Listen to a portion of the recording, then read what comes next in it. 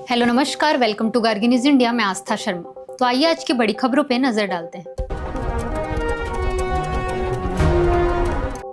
Middle east में तनाव बढ़ा। इजराइल के बैरूत पर हमलों में 7 लोगों की मौत। हिजबुल्लाह और आईआरजीसी के हमले के बाद कार्रवाई। इराक में तेल टैंकरों पर हमला। बंदरगाह बंद, एक भारतीय की मौत। 38 लोगों को सुरक्षित बचाया गया।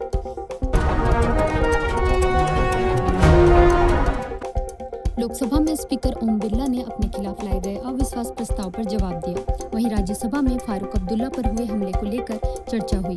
कांग्रेस अध्यक्ष मल्लिकार्जुन खड़गे ने प्रधानमंत्री नरेंद्र मोदी से पश्चिम एशिया संघर्ष के भारत की अर्थव्यवस्था पर पड़ने वाले असर पर संसद में जवाब देने की मांग की।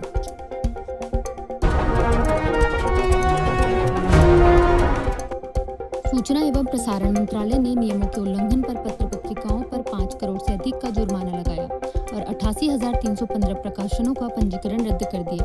राज्य मंत्री एल मुरुगन ने बताया कि press and registration of periodicals act के तहत सभी पत्र पत्रिकाओं के पंजीकरण आवेदन प्रेस सेवा पोर्टल के माध्यम से डिजिटल रूप से प्रोसेस किए जाते हैं।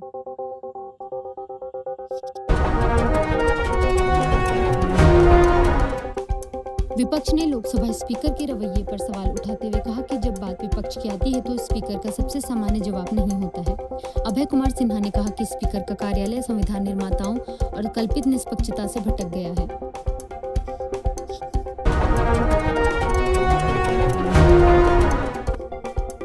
विपक्ष ने ग्रामीण भारत में बढ़ते ईंधन संकट के लिए प्रधानमंत्री नरेंद्र मोदी की विदेश नीति को जिम्मेदार ठहराया। वी सवदासान ने कहा कि पीएम की डोनाल्ड ट्रंप से दोस्ती भी संकट को हल नहीं कर पाई।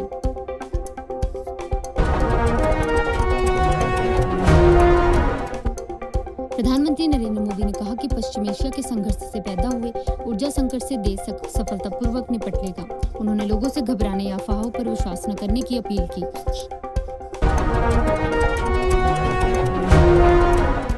प्रधानमंत्री नरेंद्र मोदी ने कहा कि केंद्र सरकार का लक्ष्य तमिलनाडु को एक विकसित राज्य बनाना है। उन्होंने कहा कि राज्य की प्रगति के लिए सरकार दिन रात काम कर रही है और आगे भी इसी तरह काम जारी रखेगी।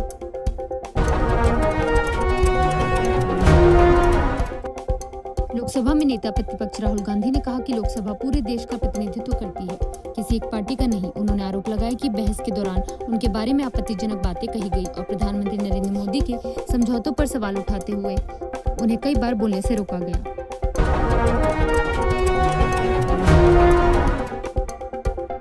कांग्रेस अध्यक्ष मल्लिकार्जुन खड़गे ने पश्चिम एशिया संकट पर संसद में प्रधानमंत्री नरेंद्र मोदी से जवाब देने की मांग की।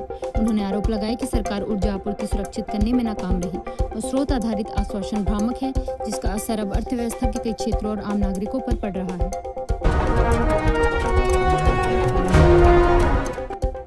केंद्र सरकार ने राज्यों से एलपीजी सप्लाई चेन की सुरक्षा सुनिश्चित करने के लिए अतिरिक्त कदम उठाने को कहा है। गृह मंत्रालय ने गृह सचिव से राज्यों को निर्देश दिया है कि एलपीजी की कमी को लेकर फैल रही अफवाहों और गलत जानकारी का वे सक्रिय रूप से खंडन करें।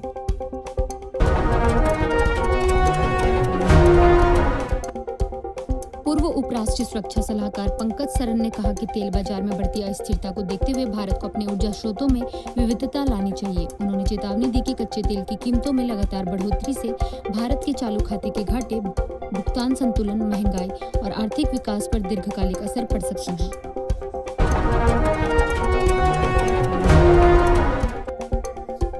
लोकसभा में स्पीकर ओम बिरला को पद से हटाने का प्रस्ताव हंगामे के बीच ध्वनि मत से खारिज कर दिया गया।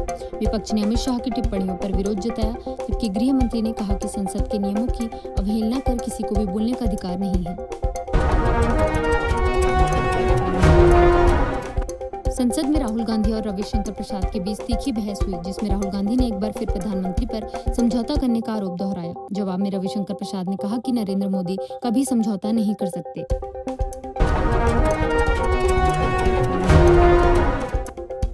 अमेरिका ने पेशावर में स्थित अपने वाणिज्य दूतावास को स्थायी रूप से बंद करने का फैसला किया है, जो अफगानिस्तान के सबसे नजदीकी अमेरिकी मिशनों में से एक था। अमेरिकी विदेश विभाग के अनुसार इससे हर साल करीब $7.5 मिलियन की बचत होगी।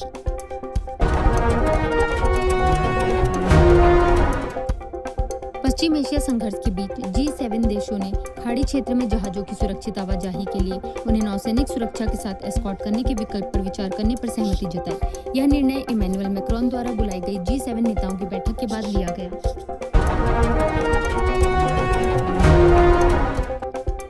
लोकसभा में स्पीकर ओम बिरला ने कहा कि विपक्ष द्वारा नियमों का पालन नहीं करने के कारण उन्हें कई कठिन फैसले लेने पड़े। अविश्वास प्रस्ताव पर बोलते हुए उन्होंने कहा कि स्पीकर की कुर्सी किसी एक व्यक्ति की नहीं है।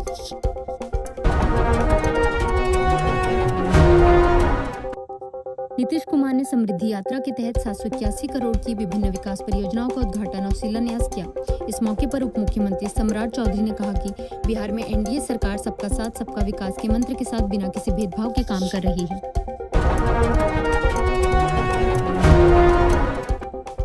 लोकसभा में पेट्रोलियम मंत्री हरदीप सिंह पुरी ने कहा कि देश में पेट्रोल, डीजल, केरोसिन, एटीएफ और फ्यूल ऑयल की कोई कमी नहीं है और सरकार स्थिति पर लगातार नजर बनाए हुए है। वहीं कांग्रेस अध्यक्ष मल्लिकार्जुन खड़गे ने संसद में मांग की कि पश्चिम एशिया में चल रहे संघर्ष के आर्थिक प्रभाव पर प्रधानमंत्री नरेंद्र मोदी खुद जवाब दें।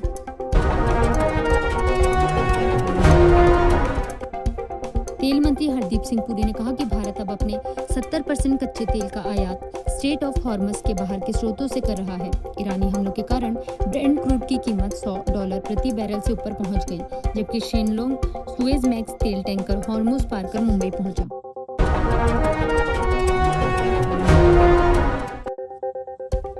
राष्ट्रपति द्रौपदी मुर्मू ने कहा कि कृषि खाद्य क्षेत्र में महिलाओं को नीति निर्माण और निर्णय लेने की प्रक्रिया में अधिक भूमिका मिलनी चाहिए।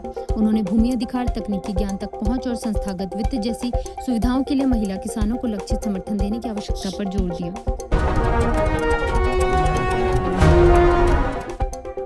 भारतीय सेना और फ्रांसीसी सेना के बीच प्रिसीजन स्ट्राइक क्षमताओं को लेकर विशेषज्ञ स्तर पर विचार विमर्श किया गया। यह बैठक भारत और फ्रांस के बीच बढ़ते रक्षा सहयोग के व्यापक ढांचे का हिस्सा है। आंध्र प्रदेश के मुख्यमंत्री एन चंद्रबाबू नायडू ने नेल्लोर के कलेक्टर हिमांशु शुक्ला की पहल की सराहना की। उनके 1 मंथ 1 विलेज फॉर विजिट्स कार्यक्रम के जरिए अब 26 गांवों में जमीन से जुड़े विवादों का समाधान किया गया है।